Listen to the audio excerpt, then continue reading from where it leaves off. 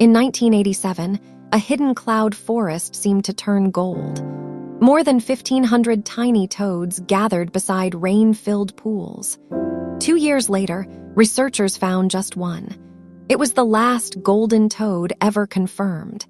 An entire species had vanished while its forest still stood. The golden toad lived in one tiny part of Costa Rica. Its known home lay high in the cloud forest near Monte Verde.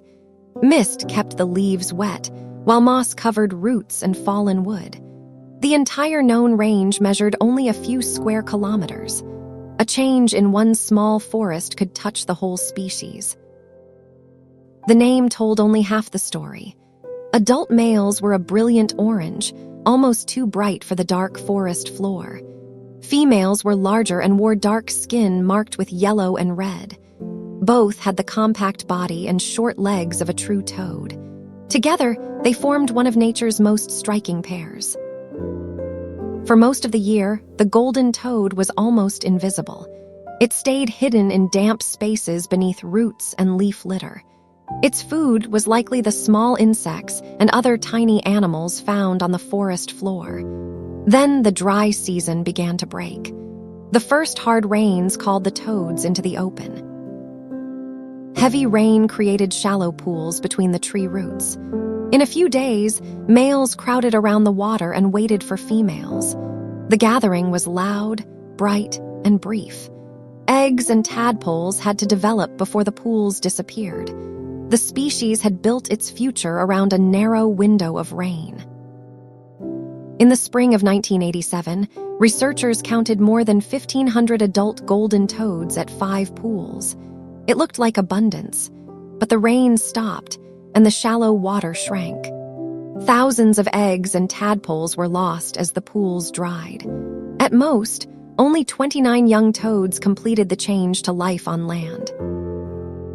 Researchers came back when the next breeding season began. The forest was still there, and the pools filled again. The golden crowds did not return. Across repeated searches from 1988 through 1990, only 11 toads were found. A population once counted by the 1,000 had collapsed almost overnight. In May of 1989, a single male appeared. He was small, bright orange, and alone. No one knew that this ordinary field record would become the final one. Later searches covered the known range, but no golden toad answered the rain. That male remains the last confirmed member of his species. This was not a simple story of a forest being cut down. The golden toad lived inside protected cloud forest, and much of that habitat remained.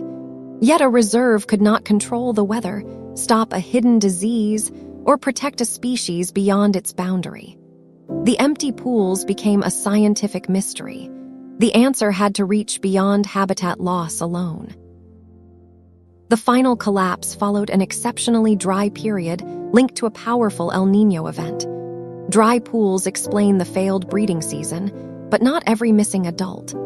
Scientists also point to chytrid, a deadly fungus that swept through many American amphibians.